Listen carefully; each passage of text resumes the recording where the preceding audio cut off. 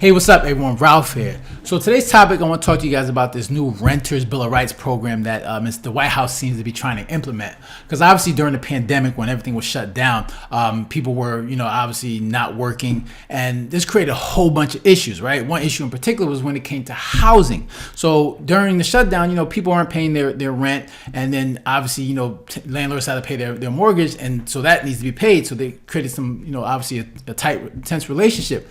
And then the government obviously put that moratorium where they said, renters don't have to pay their rent, but then of course landlords still have to pay their bills. So what they did was like, all right, let's ask the banks to see if they could defer mortgage payments, and it just created a whole bunch of mess. So you got landlords trying to evict tenants, and then tenants are accusing of landlords of gouging prices. So it just created this tense relationship where neither side trusts each other. And I think when it comes to that stuff, like there's always been that dynamic where tenants and the tenant landlord relationship is always been a little shaky, because they obviously tenants think that landlords are out there to make a whole bunch of money, and landlords out think that tenants out there just live for free.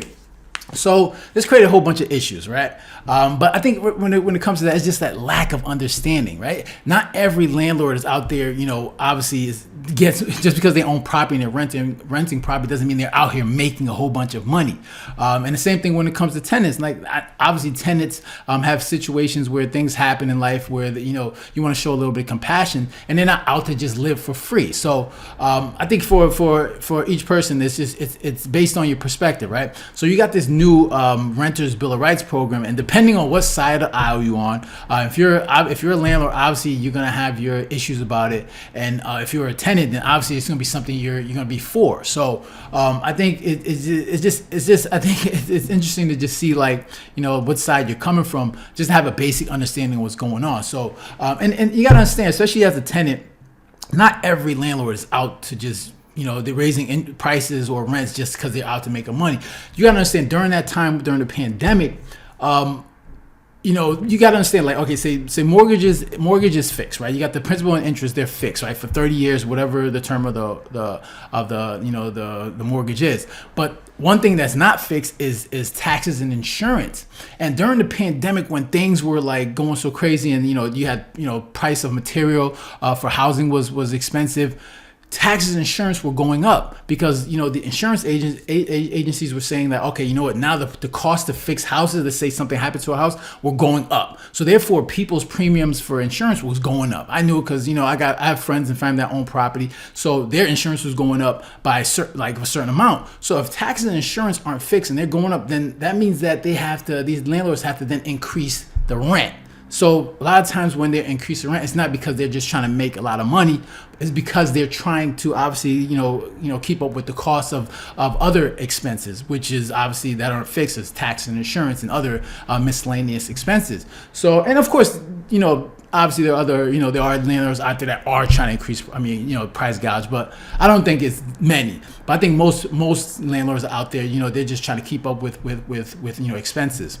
And then obviously you have like tenants out there that they lost their job, they're unable to pay rent, so they need some assistance too. So and that's the thing, tenants also need protections as well, because there are some good tenants out there that are trying to do the right thing, and they're trying to just obviously make sure they pay their bills on time and just have a roof over their head. But then you have the bad actors out there that just trying to take advantage of certain situations, and there were a lot of tenants out there that were taking advantage of this moratorium. They was like, what, I'm protected by the government, I'm not going to pay. But then at the same time, you have landlords out there that are trying to take advantage of having to increase prices because they know, for whatever reason, supply and demand. So obviously, because of all that, you have the government, they want to come up with this Renters Bill of Rights.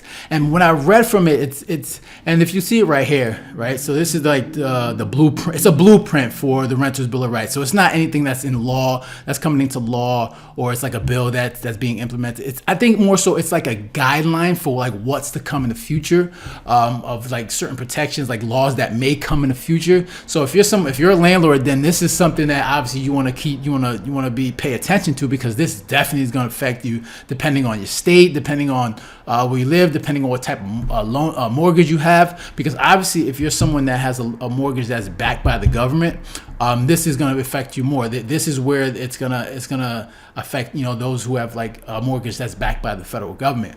If you have obviously a private loan, then it may not affect you as well. But obviously, if you're a landlord, this is something you want to pay attention to because it's not in law yet, but this gives you an overview of like what's to come in the future.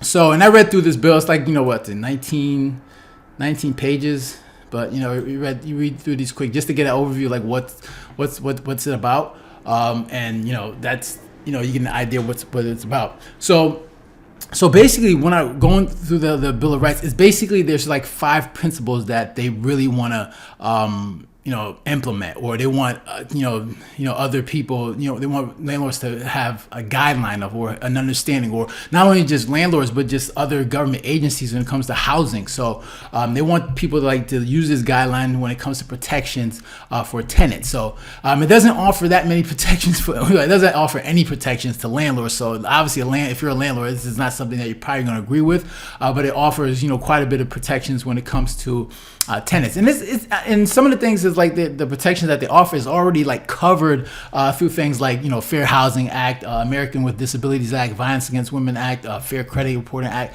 So it's like it's already covered with these things, but I think they're trying to expand the coverage in terms of like housing. So one of the the main reason for this bill, this Renters Bill of Rights, is because of obviously the dramatic increases of rent during that pandemic. So obviously there was issues when people were increasing rent. So I think this Renters Bill of Rights came as a reaction to that. So they want to offer the protections because a lot of people, I guess, were increasing rents. For whatever reason, some increasing it by 50, 100%, depending on the area. I don't think everybody was doing that, but there were some cases where people were doing that. So I think they want to offer protections when it comes to that.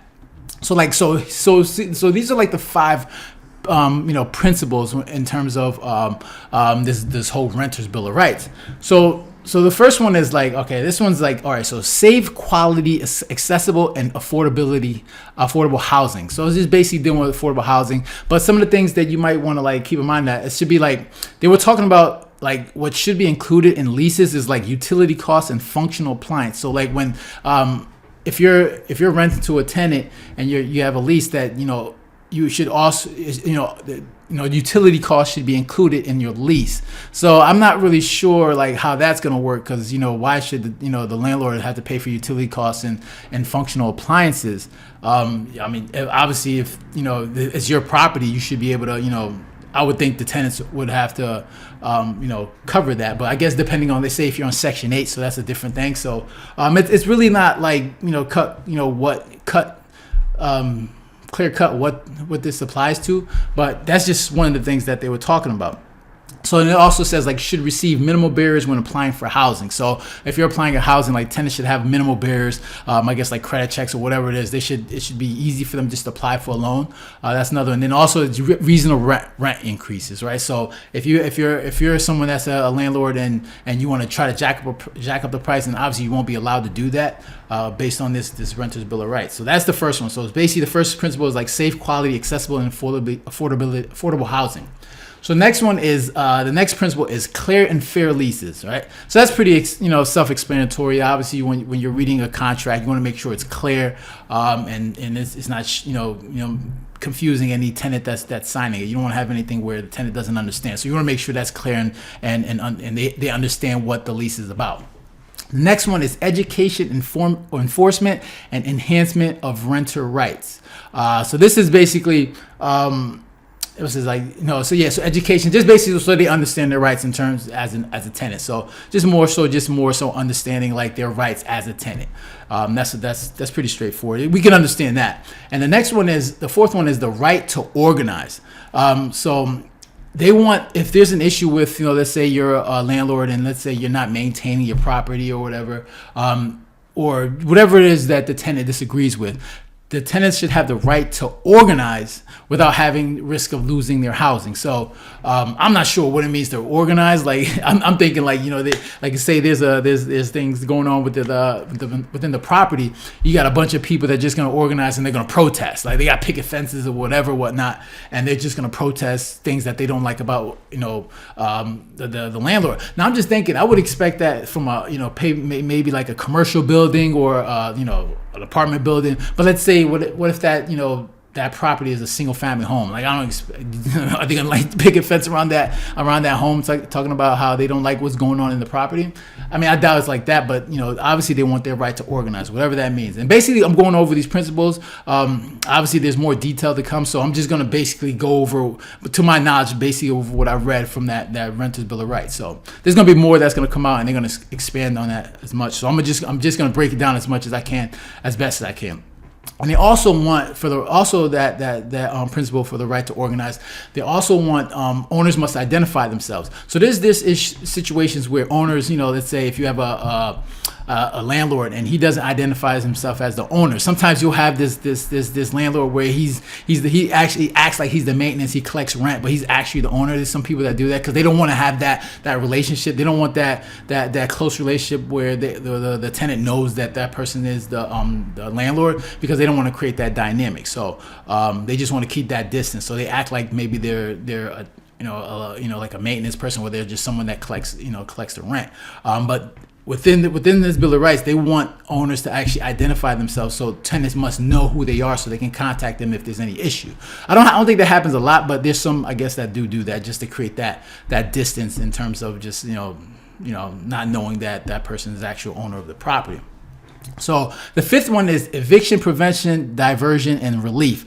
So this I think is more so like to have so tenants can have like more representation. Let's say if you're trying to evict someone, they have a right to counsel, and they have sufficient notice in terms of like the time that you're gonna the amount of time that you have to evict them. So I think I think they want to offer more protections to people that are getting evicted, because a lot of tenants, I guess, don't have right to a counsel like a lawyer, so they don't understand what kind of protection that they have. So I think they want to offer that to them. And I think for this kind of program, they're going to be offering like $20 million for this eviction protection program. So I think if that's what they're trying to do, I'm not sure if it's going to be implemented, but the goal is to allocate like $20 million of resources so they can help offer protections for tenants that are being evicted. Because I think they said like 900,000 evictions happen annually, but I think how many? 35% of the U.S. population is live in rental housing.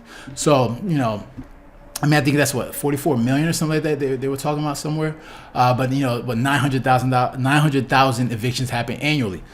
So I mean, I think that's like 2% of the total renters out there. But they want to offer protections for some of these renters. So I mean, look, tenants need protection as well. I mean, of course they need protection, but then I think landlords also need protection as well, because if they got mortgages to pay, and tenants have rent to pay. So I think I'm not sure. I don't like that government puts their hands in things, because it's just going to create a more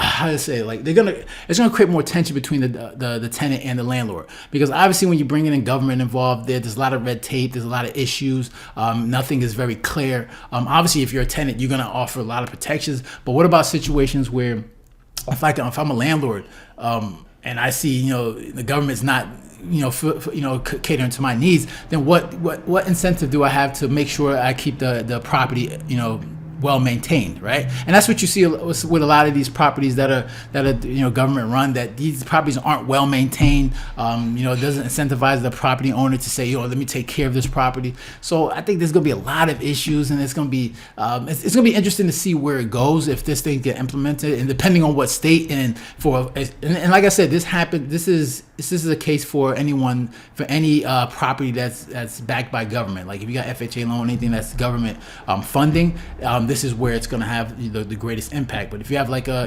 regular conventional loan, then more than likely you don't have to worry about that. But most people, I think, a lot of people, especially if you're not rich or you have a lot of money, then more than likely you're going to have a government loan. So it's going to be interesting to see where this goes, because and depending on who you are, if you're a tenant or a landlord, obviously you're gonna be for or against this. So it's gonna be interesting to see where this goes. So I'm interested to hear your thoughts on this. Make sure to leave a comment down below, hit the like button, share, and if you haven't done so already, make sure hit the subscribe button. All right. So you guys take care and have a good one. Later.